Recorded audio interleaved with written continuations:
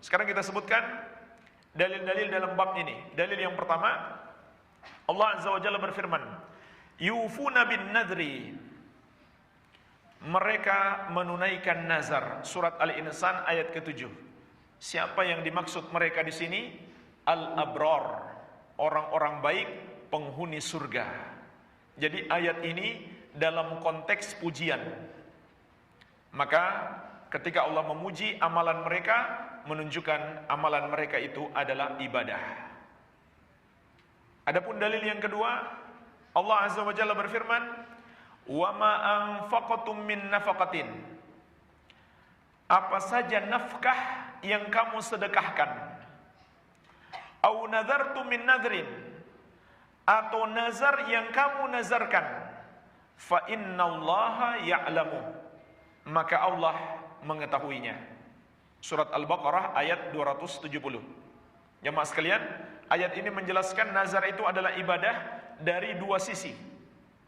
Sisi yang pertama disebutkan bersama dengan sedekah. Sedekah sudah jelas ibadah. Maka disebutkan nazar bersama dengan sedekah, menunjukkan nazar itu juga ibadah. Kemudian sisi yang kedua, Allah mengatakan nazar apapun yang kamu lakukan, maka Allah mengetahuinya. Apa maksud Allah mengetahuinya? Allah akan memberikan balasan pahala. Allah akan memberikan balasan pahala, sehingga kita pun paham bahwa nazar itu adalah ibadah, sebab Allah menjanjikan balasan pahala. Tapi ada dalil yang kata para ulama lebih tegas lagi, namun tidak disebutkan oleh penulis, yaitu surat Al-Hajj ayat ke-29. Allah Azza wa Jalla berfirman, wal yufu nuzurahum, hendaklah mereka menunaikan nazar mereka. Ini lebih tegas lagi, karena mengandung perintah. Tidaklah Allah memerintahkan kecuali amalan yang Allah cintai. Baik, Asy-Syaikh Al-Allamah Profesor Dr. Shalih Al-Fauzan hafizahullah menyebutkan dalam dua ayat ini terkandung 4 pelajaran. Pelajaran yang pertama, annan nadhra ibadatun, bahwasanya nazar itu adalah ibadah. Sebagaimana telah kita jelaskan tadi, sisi pendalilannya jelas bahwa nazar itu termasuk kategori ibadah. Jadi jemaah sekalian, di sini juga mengandung pelajaran bagi kita untuk mengenal amal ibadah. Maka tidak ada jalan lain bagi kita kecuali melihat kepada dalil Al-Quran dan Sunnah. Kita nggak bisa menentukan sendiri jenis amal ibadah itu. Kita nggak bisa buat-buat sendiri. Dan subhanallah, sebagaimana telah kita bahas juga di bab-bab sebelumnya, Nabi kita yang mulia sallallahu alaihi wasallam tidak sedikit pun menciptakan amal ibadah. Semua yang beliau amalkan, semua yang beliau ajarkan kepada kita, datangnya dari Allah Azza wa Jalla. Jadi kita nggak boleh buat-buat sendiri. Kemudian tercabang juga pelajaran penting dari sini,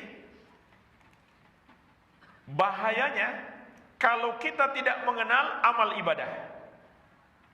Kalau kita tidak mengenal amal ibadah, apa bahayanya?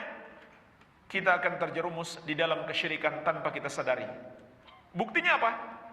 Orang-orang yang pergi berdoa kepada para wali yang sudah wafat, mereka tidak menganggap itu ibadah.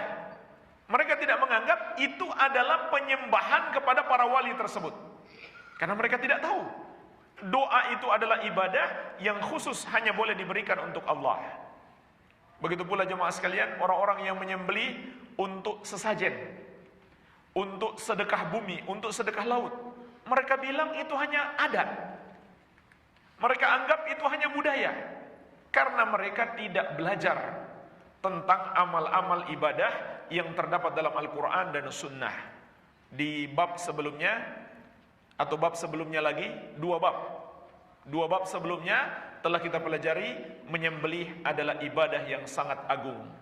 Ketika orang-orang tidak paham menyembelih itu ibadah, maka mereka mengira menyembelih untuk sesajen, untuk acara sedekah laut, sedekah bumi, cuman sekedar budaya, padahal itu adalah peribadahan kepada selain Allah.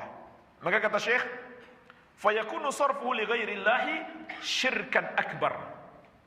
Apabila nazar itu ibadah, maka mempersembahkannya kepada selain Allah adalah syirik besar. Syirik besar artinya menyebabkan pelakunya kafir, murtad, keluar dari Islam. Kenapa?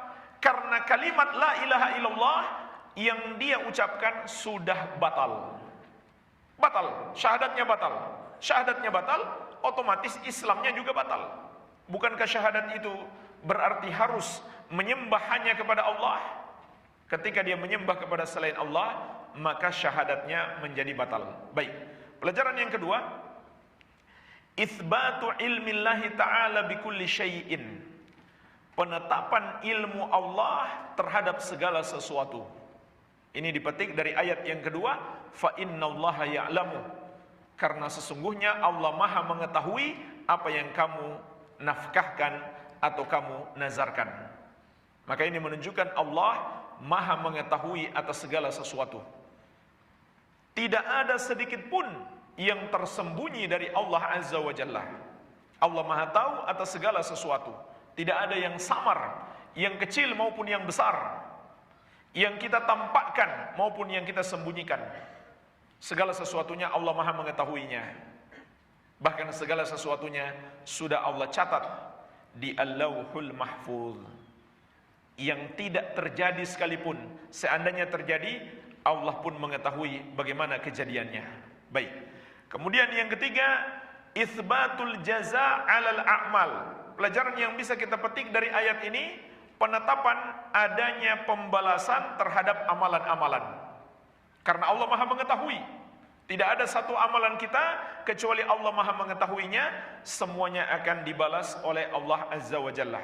Agar kita lebih memperbaiki amalan kita, sebab semua amalan akan dibalas. Yang keempat, al-hathu 'alal wafa bin nazar. Dalam dua ayat ini terkandung motivasi atau dorongan untuk menunaikan nazar. Dan hukum-hukumnya telah kita sebutkan tadi. Baik, kita masuk ke dalil yang terakhir di dalam bab ini. Wa fi sahih an Aisyah radhiyallahu anha.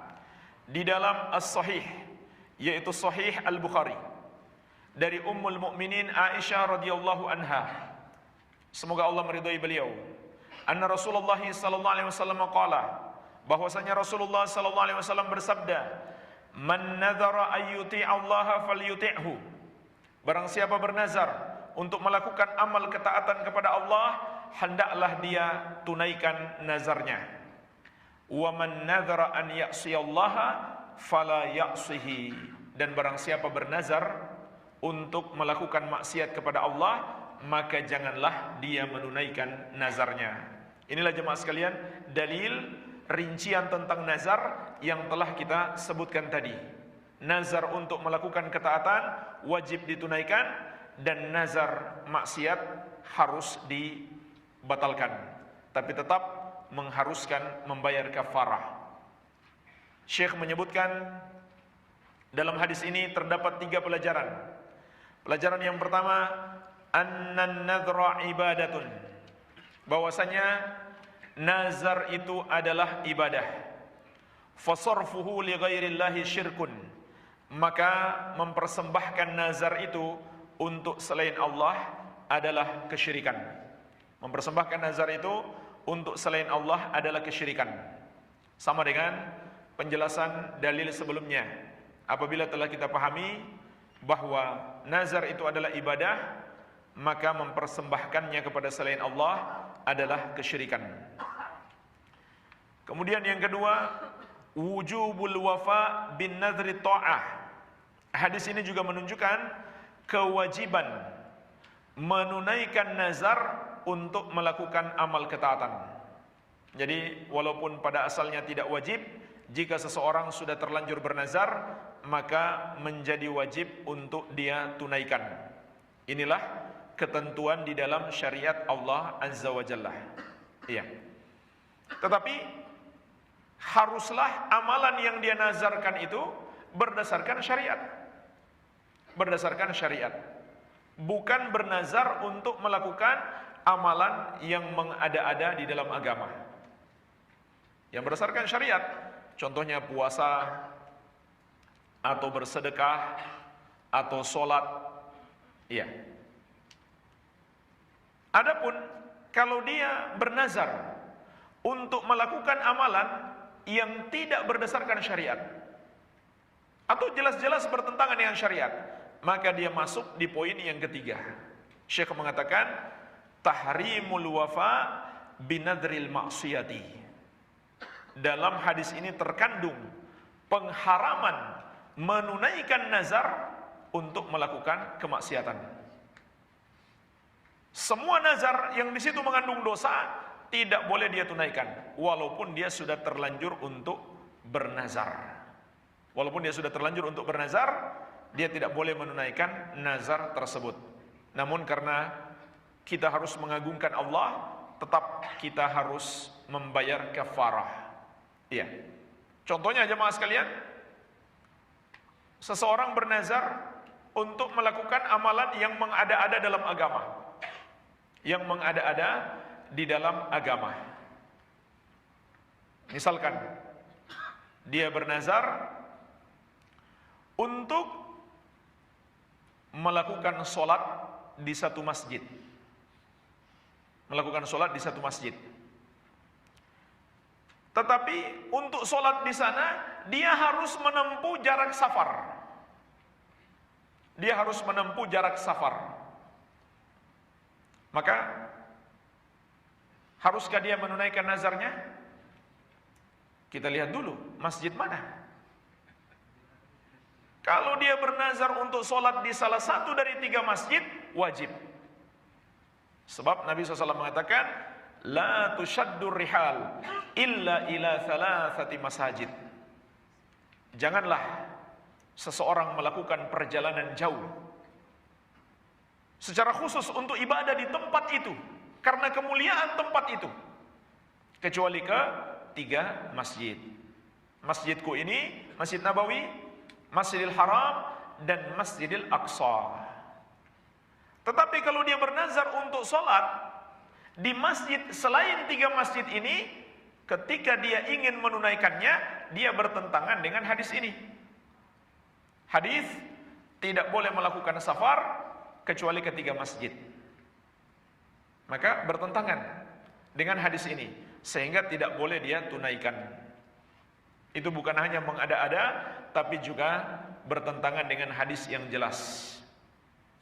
Apalagi kalau ternyata dia ingin sholat di masjid tersebut karena di situ ada kuburannya seorang wali, maka pelanggarannya bertambah. Pelanggarannya bertambah. Dalam hadis-hadis yang sangat banyak sekali, insyaallah taala suatu hari kita akan masuk pada babnya. Diriwayatkan Al-Bukhari dan Muslim dari Aisyah radhiyallahu anha, Rasulullah sallallahu alaihi wasallam bersabda, "La'natullahi 'alal yahudi wan nasara ittakhadhu qubura anbiya'ihim masajida." Allah melaknat orang-orang Yahudi dan Nasrani yang menjadikan kuburan para nabi mereka sebagai tempat ibadah. Dalam riwayat yang lain, kuburan orang-orang soleh mereka. Dalam hadis yang diriwayatkan Imam Ahmad dari Ibnu Mas'ud radhiyallahu anhu, Rasulullah sallallahu alaihi wasallam bersabda, "Inna min syirarin nas man tudrikuhumus sa'a wa hum ahya walladzina yattakhiduna al-qubura masajida." Sesungguhnya di antara sejelek-jeleknya manusia adalah 2 golongan. Golongan yang pertama, orang-orang yang masih hidup ketika hari kiamat terjadi. Dan golongan yang kedua, orang-orang yang menjadikan kuburan-kuburan sebagai tempat ibadah. Jadi walaupun dia sudah terlanjur bernazar, dia tidak boleh menunaikannya. Inilah jemaah sekalian, pembahasan singkat tentang nazar.